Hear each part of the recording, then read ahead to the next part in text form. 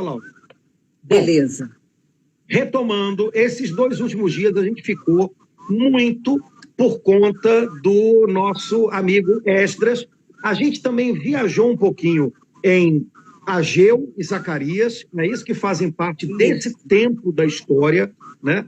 E aí eu acho que foi legal a gente perceber que existem livros diferentes da Bíblia que foram escritos no mesmo tempo histórico, né? Foi muito bom isso, Padre Antônio, isso foi muito bom. A gente ir lá para Ageu e ver a profecia que ele fez para Esdras e depois ir para... Foi muito bom isso. Eu nunca tinha feito isso antes. Pois é, dá para fazer com vários livros da Bíblia, mas depois, quem sabe, a gente tenta fazer com outros. Amém. Hoje acho que seria legal a gente tentar falar um pouquinho sobre o livro de Esdras, né? Porque Neemias, a gente né? falou... Neemias, é a cabeça, né? Essa hora do dia eu já não sei nem que dia é hoje. Mas a gente falou que houve, na verdade, 3 levas de retorno para a região de Judá, né? Então, os filhos do exílio, que foram vamos dizer assim, a geração que já nasceu no exílio da Babilônia, e aqueles que tinham ido para lá, mas que já eram idosos, eles voltaram em 3 levas para Judá e, de modo especial, para a cidade de Jerusalém. Uma primeira leva foi com Zorobabel e o sumo sacerdote Josué. Uma segunda leva, um pouco depois, quer dizer, na verdade, um tempo depois, foi a leva com Esdras. E a terceira leva foi a leva com Neemias. Esdras e Neemias chegaram a trabalhar juntos. Esdras, bem mais velho, mas chegaram a trabalhar juntos. Zorobabel e Josué são bem anteriores, né? Foram eles que voltaram primeiro. Eles voltaram com uma tarefa: reconstruir o templo. E fizeram o que foi possível durante um início, no qual eles reconstruíram o altar, voltaram a oferecer sacrifícios e celebrar as festas. Isso significa que o relacionamento do povo de Israel com Deus, naquele lugar de encontro e naquele lugar de sacrifício e de oferta de vida que é o altar, esse relacionamento foi reconstruído. E olha que legal, foi a primeira coisa reconstruída, foi o relacionamento com Deus. Muito lindo isso, Padre Antônio, muito lindo isso. E um relacionamento com Deus que significa, no caso do povo de Israel, bem concretamente, oferecer sacrifício. Porque altar é lugar onde se oferece sacrifício. O que é sacrifício? É uma vida ofertada. Então, a nossa reconstrução, seja como indivíduo, seja como família, seja como igreja, seja como nação, ela sempre começa deste ponto, da reconstrução do altar que a gente carrega dentro da gente. Nesse altar, o Espírito Santo de Deus, ele nos ensina a viver uma vida ofertada, uma vida entregue a Deus. E sem isso, nada feito. Como disse nosso querido Dom Homer, Deus não quer nossa eficiência, Ele quer o nosso coração. Amém. E a gente tem que ter conversas muito sinceras com Deus para que isso se torne real, né? Senão não rola, né? Bom, depois da reconstrução do altar, ou enquanto o resto do templo ia sendo reconstruído, houve intrigas políticas que fizeram chegar lá na Babilônia notícias de que os judeus estavam fazendo coisas que não eram boas, devia-se tomar cuidado com eles porque eles eram muito rebeldes. Como a gente falou, uma parte da população que tinha ficado na terra não estava muito contente com a volta dos que vieram da Babilônia.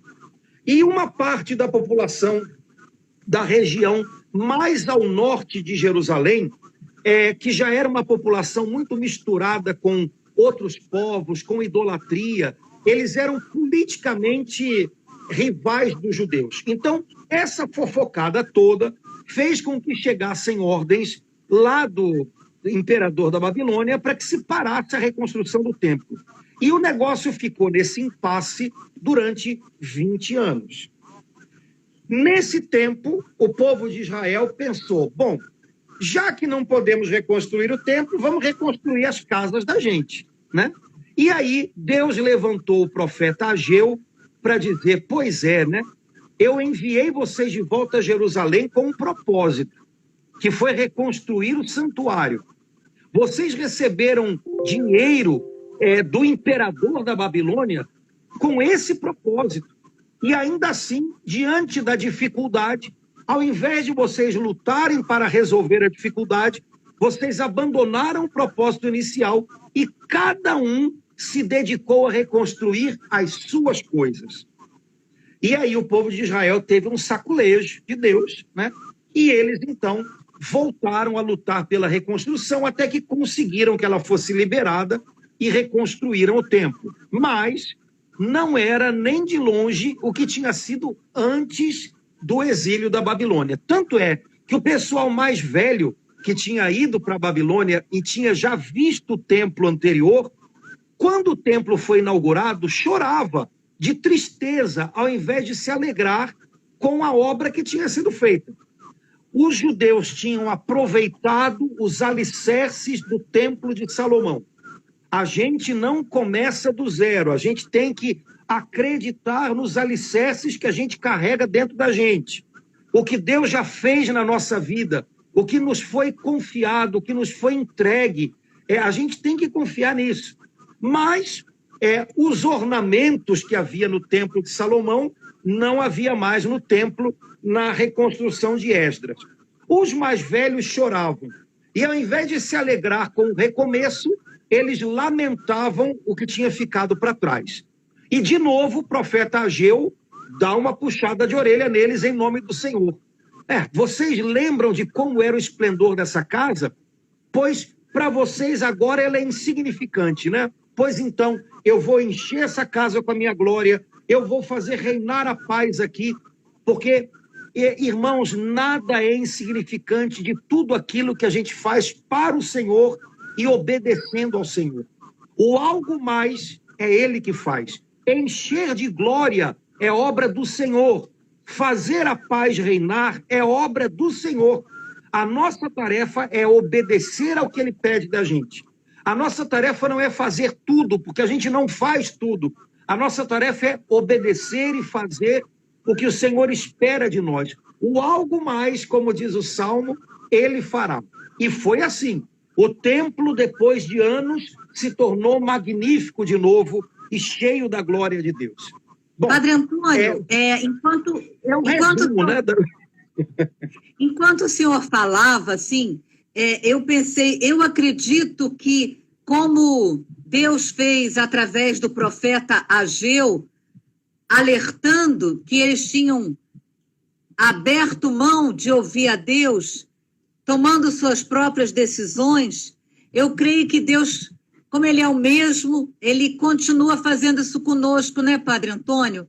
Quando a gente acaba saindo da vontade de Deus e fazendo aquilo que deu na cabeça, a primeira coisa que ocorreu, eu acredito que Deus continua, ou através de um santo profeta, ou através de uma palavra de Deus, fazendo esse alerta como Ageu com aqueles irmãos. O que o senhor acha? Exato. Laura, a palavra de Deus diz em vários lugares, né? O Senhor não quer coisas mirabolantes, Ele quer obediência. O Senhor quer que a gente confie no que Ele pede da gente de mil maneiras. O Senhor quer que a gente seja dócil a Ele de coração e que a gente diga sim.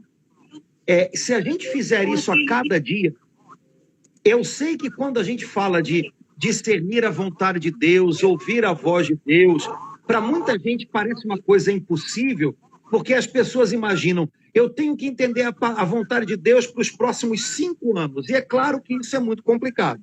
Agora, quando a gente pensa, eu preciso entender o que o Senhor quer de mim hoje, se torna uma coisa mais simples. E de mil maneiras, como você falou, o Senhor faz a gente entender. Quando a gente entende o que o Senhor quer da gente hoje, a gente sintoniza o coração com Ele. Amém. E quando a gente se dispõe a obedecer, dá fruto. O contrário disso é a gente perceber quais são as atitudes que o Senhor quer de nós e até como desculpas por não obedecer, a gente imaginar que a gente tem que fazer 10 mil outras coisas. Há pessoas que fazem 10 mil coisas que Deus nunca pediu delas e não fazem o que o Senhor está pedindo. Bom, é claro que isso vai ser agitação, isso vai gerar cansaço, mas possivelmente não vai dar frutos. Então, lembrar disso, essa palavra que para a gente parece uma virtude infantil, obediência, na linguagem da Bíblia, ela é uma palavra muito preciosa. A carta aos Romanos diz que foi a obediência de Jesus que nos salvou. Foi o sim de Jesus porque o Pai pediu dele que nos salvou. Ora, se a gente aprender a dizer sim ao Senhor a cada dia para aquilo que diariamente, suavemente, mas também muito claramente na sua palavra, né, naquilo que é o nosso dever de cada dia, naquilo que ele vai mostrando para a gente, se a gente aprender a dizer sim para ele, a gente logo vai descobrir que um sim torna o outro mais fácil, depois mais fácil. Por outro lado, quando a gente diz um não para Deus, ouvir o próximo chamado dele se torna mais complicado. Então, ressintonizar o coração da gente com Deus, esse é o segredo. Nosso querido Dom Homer, lembrando, Deus não quer a minha eficiência, Deus não quer que eu faça 10 mil coisas, Ele quer o meu coração, Ele quer que eu confie nele e diga sim àquelas coisas que às vezes não são grandes, mas que Ele me pede dia a dia. O Senhor quer a minha fidelidade. No fundo, é isso. Isso é que é o reconstruir por dentro, que o senhor falou hoje à tarde. Exato. É reconstruir por dentro. Reconstrução interior, não há reconstrução do lado de fora. A gente falou de tarde, eu já não sei se o pessoal ainda estava vendo em casa, se não estava mais. A gente falou que o livro de... Não, mas que a gente falou que o livro de Neemias, no finalzinho, é um livro que conta a história de um grande reavivamento do povo de Israel, que deu origem a um novo tempo desse povo. Agora, as coisas que a gente vê no livro de Neemias, elas são os ingredientes que não podem faltar quando é necessário que a gente reviva por dentro e quando é necessário que a família ou a igreja da gente reviva. Então, no livro de Neemias, primeira coisa, você tem muita oração. Esdras e Neemias eram homens de oração. A gente não consegue discernir a voz do Senhor se a gente não para sintonizar com ele na oração. Deus quer que os planos dele na terra aconteçam como resposta à oração. Deus é soberano, ele podia fazer tudo acontecer sem que a gente nem pedisse, mas misteriosamente, como que contando com os nossos corações, orantes, escutantes, obedientes, o Pai Celestial quer que as promessas dele se cumpram na terra como resposta à oração. Então, o livro de Neemias é um livro que tem 8 relatos de oração de Neemias em momentos-chave. E em momentos em que é até engraçado, por exemplo, quando ele está conversando com o rei, ele para orar. Né? Então, deixa eu ler esse versículo. Esse versículo é muito forte. É Neemias 2. Neemias 2, 3. Muito conturbado, respondi ao rei: viva o rei para sempre. Como não haveria eu de estar pesaroso, desde que a cidade onde se encontram os túmulos de meus pais está devastada e suas portas consumidas pelo fogo. Disse-me o rei: que tens a me pedir? Meu Deus, no meio do diálogo, Padre Antônio, versículo 5. Então, fazendo uma prece do céu, eu disse ao rei. Muito lindo isso. No meio do diálogo, ele faz uma oração a Deus. Exato. Quer dizer, esse homem, ele estava conversando com o rei, mas ele não tinha parado de conversar com Deus. Amém. Né? O nosso problema é que às vezes a gente para. E aí a gente começa a conversar com o mundo, com os outros, com Satanás. A gente sai conversando, a gente dá ouvidos ao que não deve, né? E para de conversar com Deus. Neemias não parou de conversar com Deus nenhum instante. Então, não há reconstrução nem dentro nem fora da gente, sem oração. Não há reconstrução sem ouvir a palavra de Deus. A gente falou hoje de tarde, né, que Esdras e Neemias, num tempo de tanta dificuldade, convocaram uma Assembleia Santa, né, realizaram uma santa convocação para que o povo ouvisse a palavra do Senhor. E então o povo chorava, reconhecendo: é o que o Senhor pediu de nós, e nós fomos para tão longe disso. Então o povo de coração quebrantado, arrependido, se colocou diante do Senhor com muita humildade. Não há reconstrução sem arrependimento. Mas, ao mesmo tempo, Esdras e Neemias dizem: olhem, voltem para casa e celebrem, e partilhem os bens, os dons de vocês com quem não tem. E hoje não é dia de tristeza. Façam calar a tristeza de vocês, silêncio a tristeza. Hoje é dia de celebrar. E a gente falou como daqui a alguns dias a gente vai estar celebrando o Natal do Senhor, num ano difícil, que para muita gente está sendo um ano de luto, um ano de perdas, um ano de doença, um ano de empobrecimento, um ano de preocupação, e humanamente parece impossível. Mas olha, a gente celebra, porque sem louvar o Senhor a gente não dá conta, sem louvar o Senhor a gente não aguenta, sem receber fortaleza e alegria de viver da parte de Deus, a gente entrega os pontos e para a nossa reconstrução. Então, celebrar o Senhor, bendizer o Senhor, sem isso não há renovação, avivamento. Sem ouvir a palavra de Deus, não há avivamento. Sem palavra de Deus, não há direção de Deus.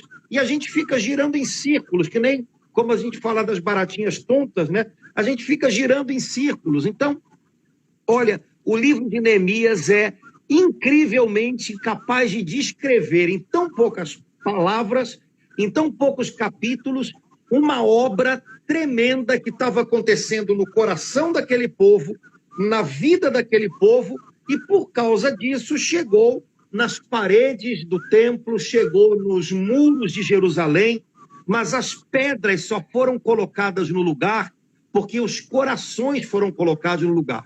Os corações voltaram para Deus, como a gente diz em cada missa, né? Corações ao alto.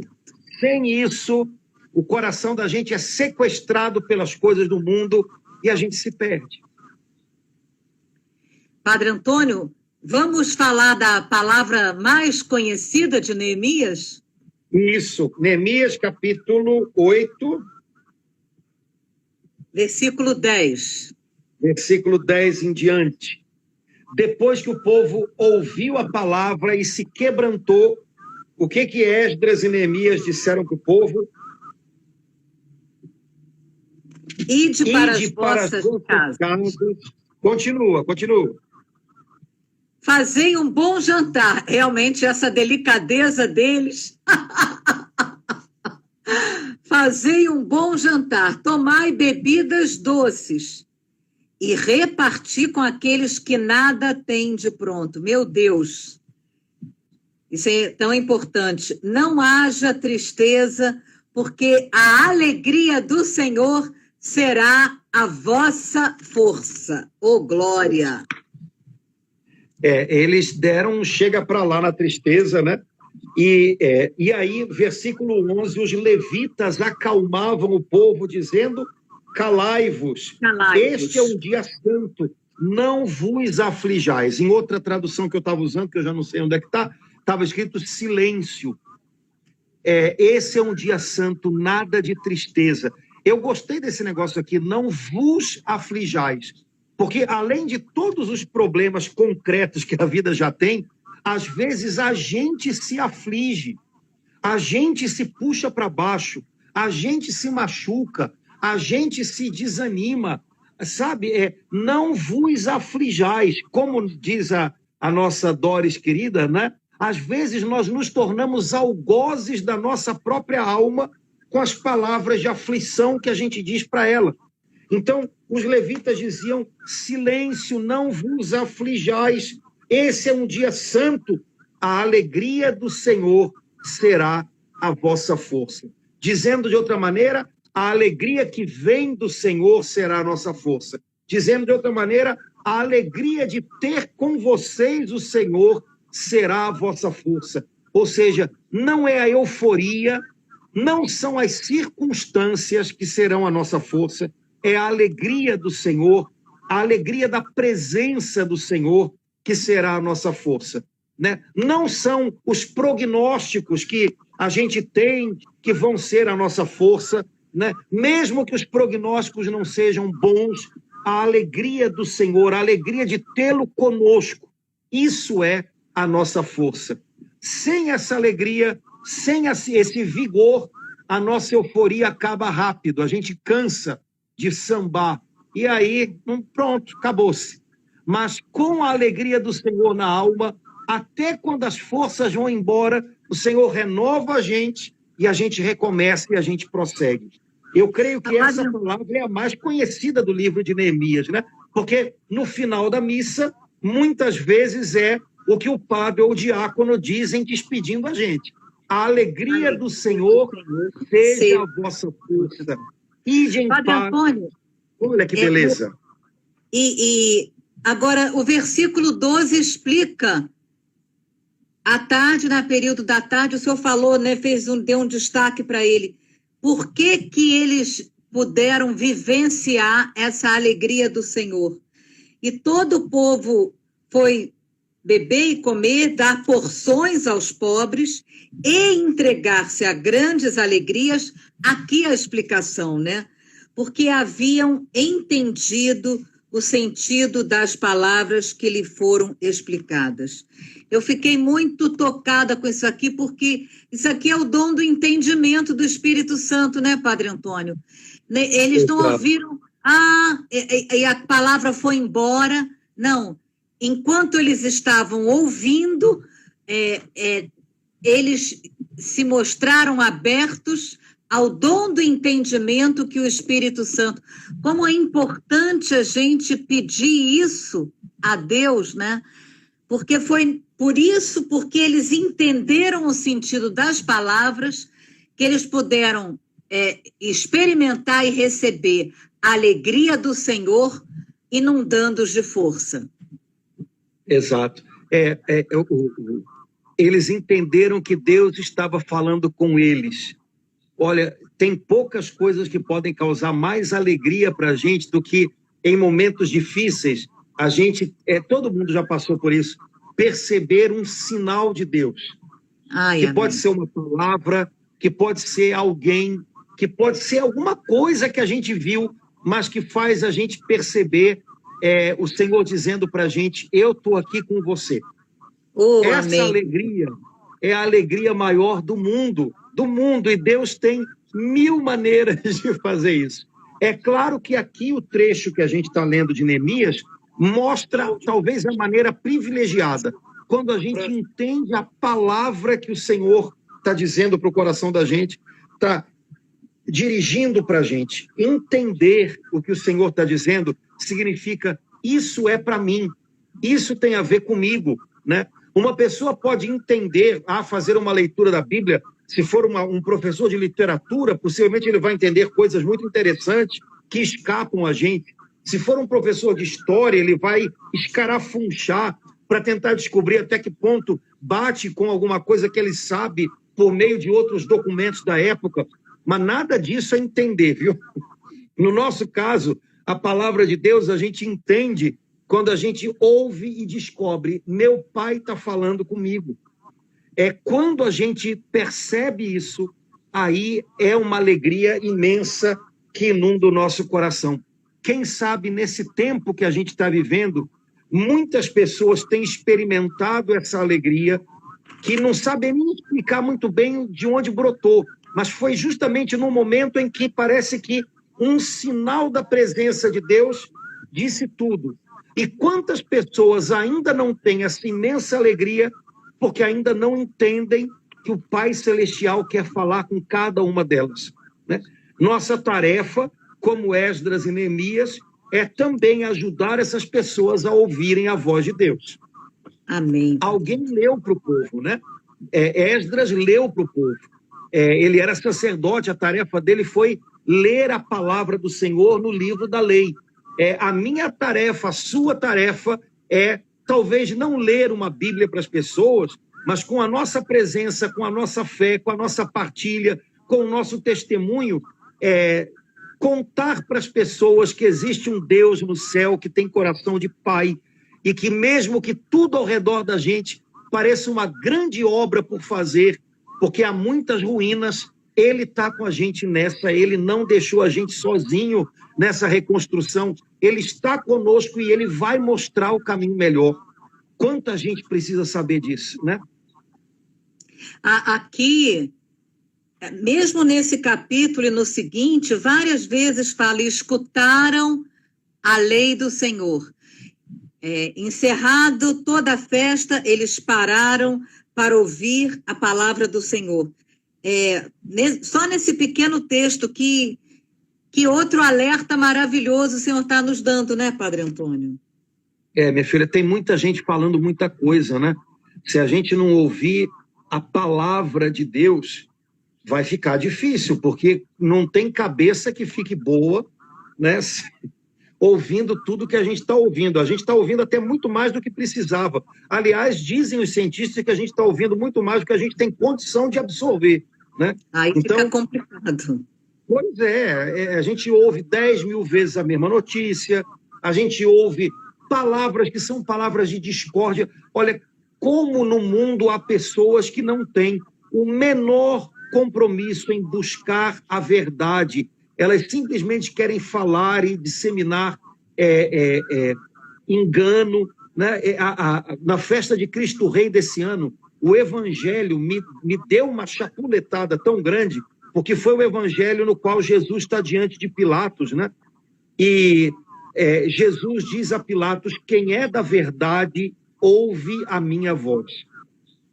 Minha irmã, num mundo em que parece que ninguém tem compromisso com a verdade, a gente quer que as pessoas simplesmente acreditem, ainda que seja nas mentiras da gente, e não apontar para elas a verdade. Esse dito de Jesus, ele é tremendo. Quem é da verdade, escuta a minha voz. Então, que haja no nosso coração um compromisso em conhecer a verdade. Senhor, eu não quero as minhas opiniões. Eu não quero ser alimentado pelas minhas opiniões ou pelas ótimas opiniões de quem quer que seja. Eu quero ser alimentado pela verdade. Quando a gente tem essa fome, parece que o coração da gente vai sendo direcionado à palavra de Deus, sabe? Sem essa fome, você pode ir à missa todo domingo, pode cair uma Bíblia na sua cabeça e não vai acontecer nenhuma mudança, né? Então, é preciso que haja fome e sede, né, da verdade no nosso coração. Aí a palavra de Deus, a gente vai começar a notá-la, percebê-la, entendê-la de um jeito que talvez antes a gente não conseguia. Agora, para isso, a gente tem que se abster um pouquinho de tanto engano que a gente está, né? A gente está vendo ser semeado ao redor da gente, né? Então, é a palavra do Senhor. Final do ano, vamos buscar a palavra, né? É incrível como é que eu já comecei a ver agora na internet, nessas páginas, né? Fulano de tal vai fazer previsões para 2022. Tá bom, pode fazer, mas eu não vou ouvi-las, né? Mas eu só vou ouvir por curiosidade. Não ouça por curiosidade, que a curiosidade, né, matou o gato, né? Então, não vai atrás disso, né? Porque de ouvir por curiosidade, o inimigo já lança no coração da gente uma semente de dúvida, de medo, né? de um querer aquilo ou aquilo outro. Então, olha, é a palavra do Senhor que dá esperança para a gente. As palavras dos homens nos enganam, né? Não adianta a gente saber como é que vai ser 2022 se a gente não viver 2022 na presença de Deus. Então, não adianta, né?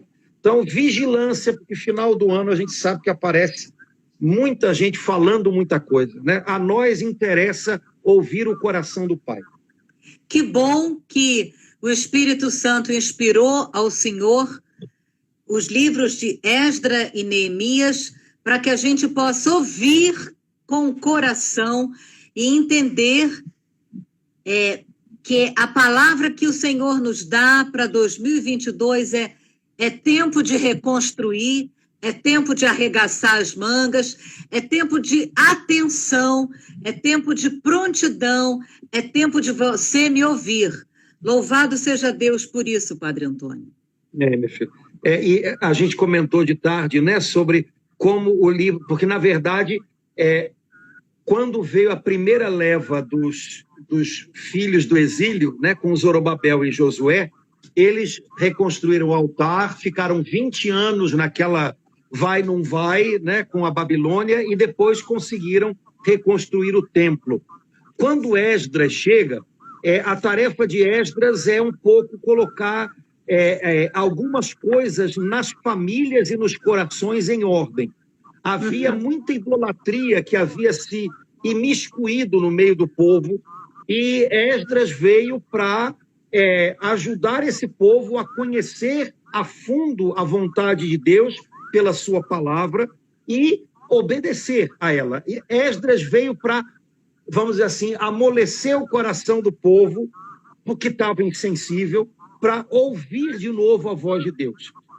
Quando Esdras ainda estava vivo, já com bastante idade, chegou Neemias com mais um grupo. E aí Neemias tinha ouvido falar que as muralhas de Jerusalém ainda estavam no chão. Isso já era bastante tempo depois de o templo ter sido reedificado. Então, Jerusalém tinha um templo, Jerusalém tinha habitantes, mas tudo isso desprotegido, porque não havia muralhas na cidade. Então, Neemias recebe do Senhor uma orientação clara: vai e reconstrói as muralhas. Quando ele chega, ele e Esdras começam a trabalhar juntos, né?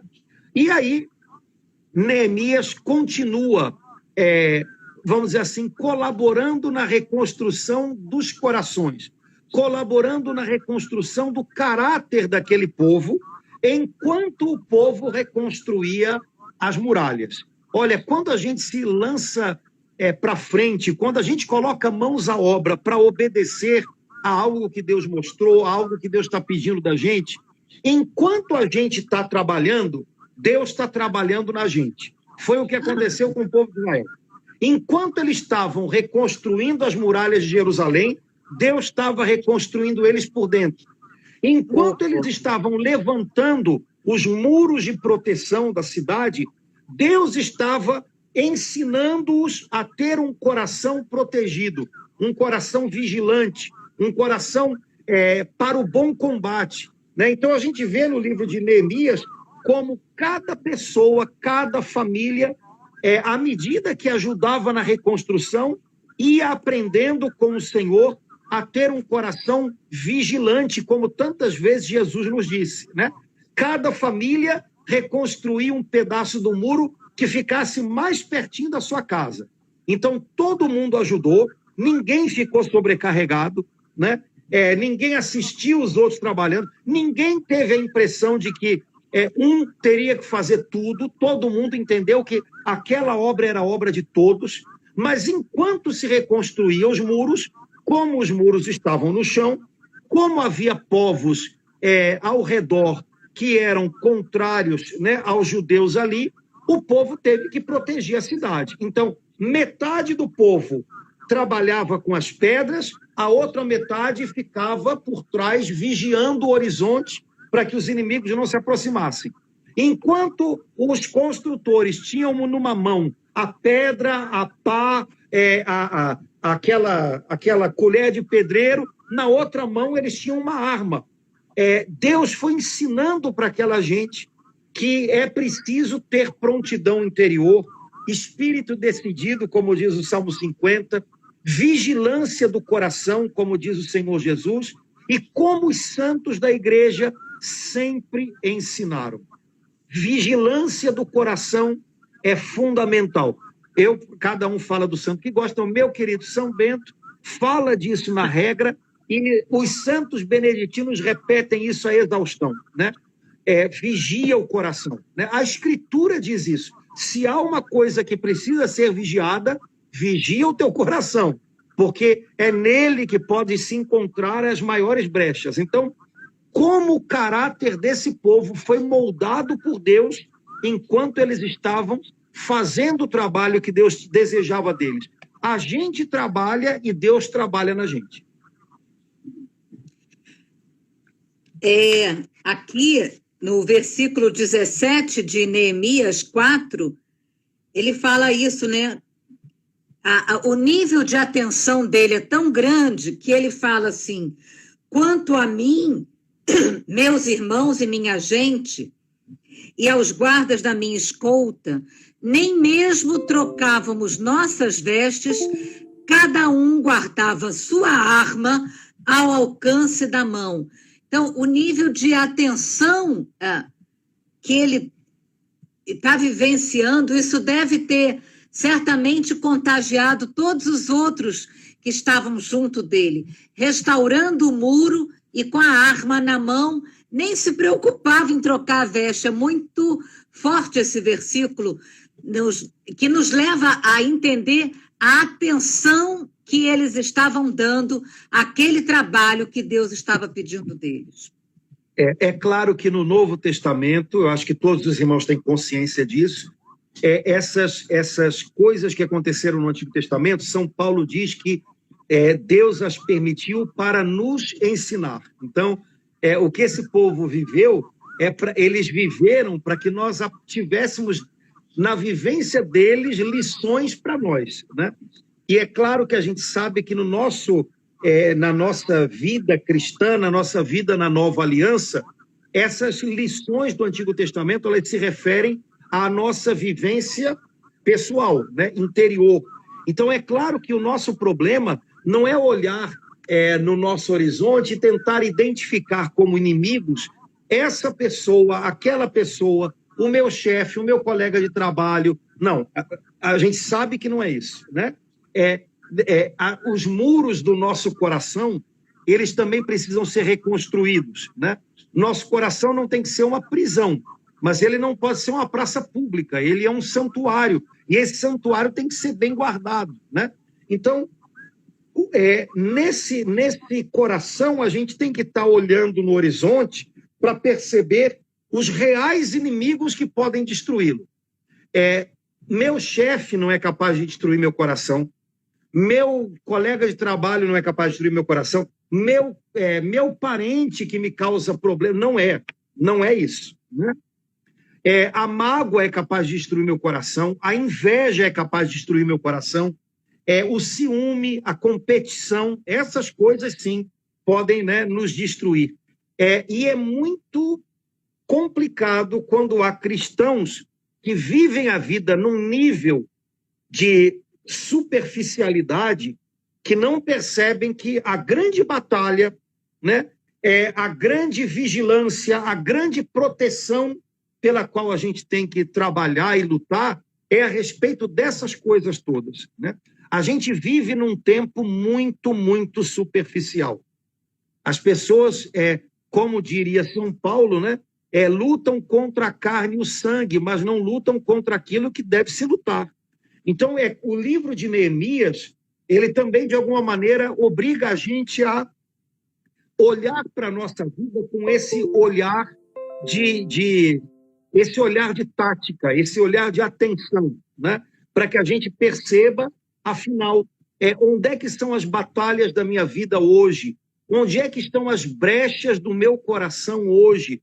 Onde é que eu devo estar mais atento? Porque quando eu não tenho atenção, logo o inimigo vai por ali e semeia no meu coração desconfiança a respeito de e semeia no meu coração abatimento e desânimo, porque eu acho que não adianta nada fazer a minha parte, porque já está tudo perdido, ninguém faz nada mesmo. Olha, o inimigo, ele lança uma coisinha que depois dentro da gente vira uma novela do tamanho do mundo. Vigilância interior. Se há alguma coisa que vale a pena vigiar, essa coisa é o nosso coração. Então, vamos fazer isso.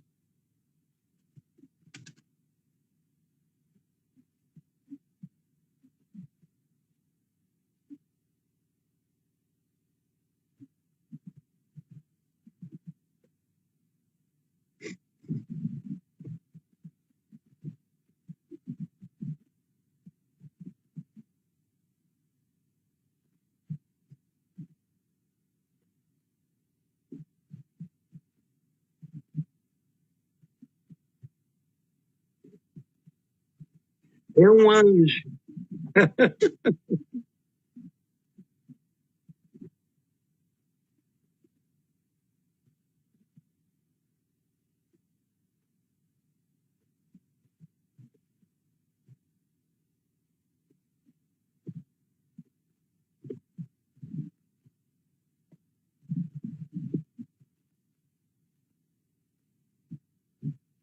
Exato. A batalha é toda dentro, né? E se a gente não reconstrói dentro, a gente pode até mudar de paisagem, pode até mudar de lugar, mas continua no meio de ruínas, né? Há pessoas que às vezes pensam que, para que a minha vida mude, eu tenho que mudar de lugar, mudar de família, mudar de trabalho, mudar. Bom, quando dá, família não, né? Mas quando dá para mudar de casa para uma casa, glória a Deus. Só que na maioria das vezes, irmãos, não dá. E outra coisa, muitas vezes dá e não resolve, não adianta, porque a gente continua com o coração arruinado, né? O coração continua desprotegido, o coração, a gente continua desatento. Então, cristãos, meus irmãos, por misericórdia, né? A gente está num mundo muito, muito superficial. A gente está dando atenção e valor demais àquilo que é secundário, né? E a gente está tratando como insignificante aquilo que de fato tem valor. Como também lá os judeus fizeram quando o templo ficou reconstruído. O templo não era importante porque tinha pedras preciosas e ouro. O templo era importante porque era um lugar de encontro com Deus.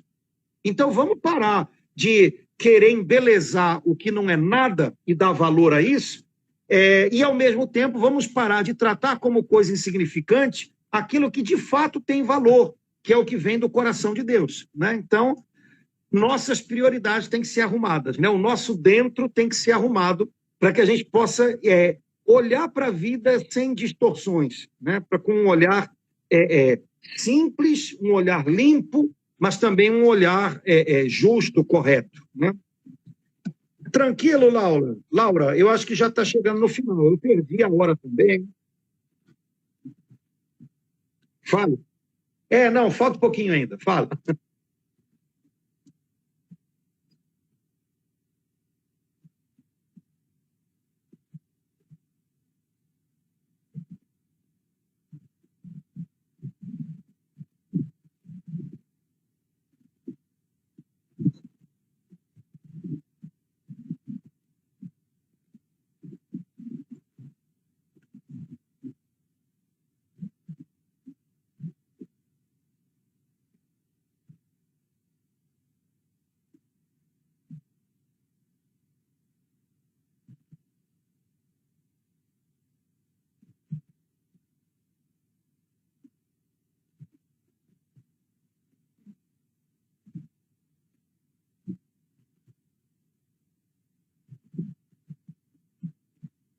Exato. O bom da história é saber que Jesus já lutou essa guerra pela gente, Jesus venceu essa guerra e abriu para a gente um caminho de vitória. Portanto, que ninguém desanime vendo que nessa guerra intestina, e a palavra é essa mesmo, tem um monte de porcaria dentro do coração da gente, né? Ninguém se desanime com isso, né?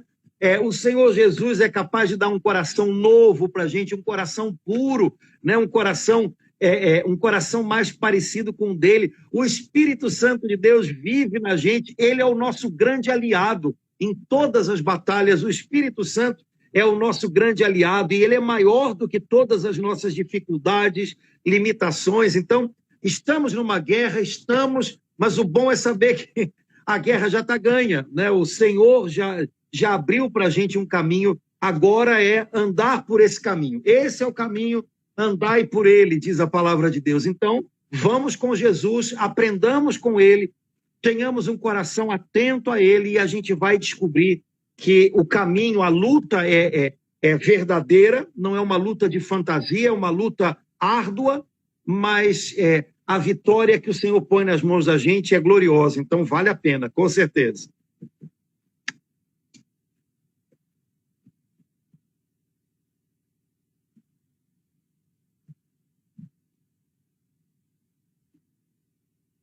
Exato.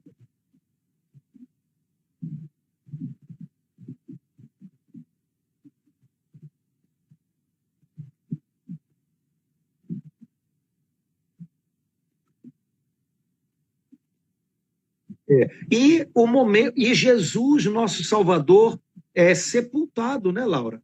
O corpo de Jesus, depois da cruz, era um monte de ruínas.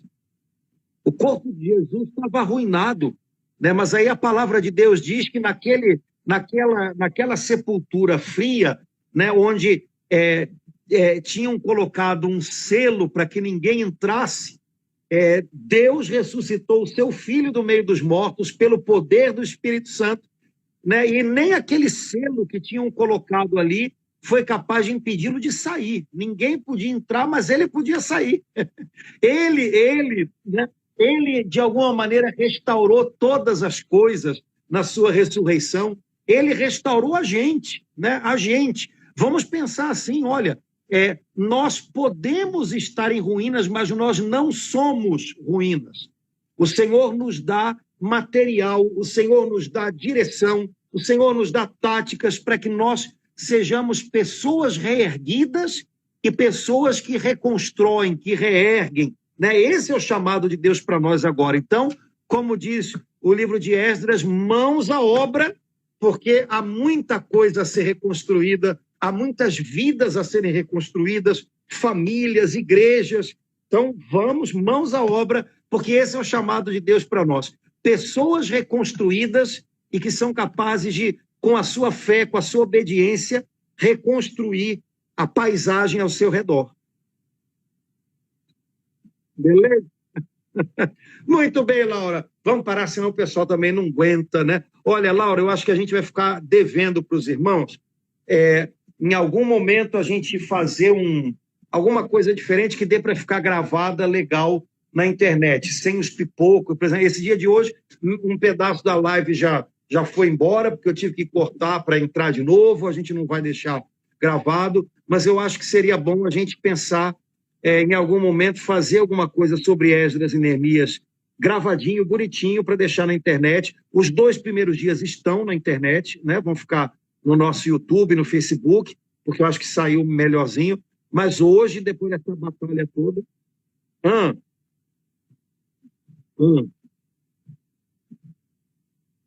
Então beleza. Misericórdia. Então beleza. Tá daquele jeito, mas tudo beleza. Tá certo. Então, mas ficamos devendo alguma coisa aí que a gente possa prosseguir, quem sabe um próximo estudo bíblico sobre algum outro livro da Bíblia que a gente possa oferecer para os irmãos de um jeitinho mais, né, mais arrumadinho. Tá bom? Laura, minha irmã, pelo menos hoje eu falei contigo 2 vezes, então já valeu o dia. Beleza?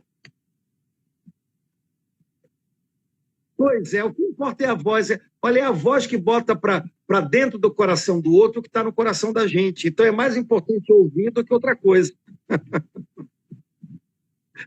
Não é? Então, irmãos, Deus abençoe. Olha, os heróis da resistência que ficaram até agora, praticamente 10h30 da noite, com metade da tela e a gente falando aqui desse jeito pelos cotovelos, essa turma já recebeu assim... eu não vou dizer que recebeu indulgência plenária, porque eu não posso dar, mas mereceu o nosso diploma de paciência. Então, depois a gente vai mandar para vocês, pelo correio, o nosso diploma, né, de pessoa com a virtude da paciência, porque misericórdia tá bravo. Mas valeu, os irmãos são maravilhosos, viu? Deus abençoe muito, brigadão para todos, né? E estamos juntos, irmãos, buscando o Senhor, que o Senhor nos dê um coração quebrantado, um coração vigilante, um coração obediente, um coração cuja alegria dele seja a sua força. Não é isso? Amém. Beleza. Deus abençoe.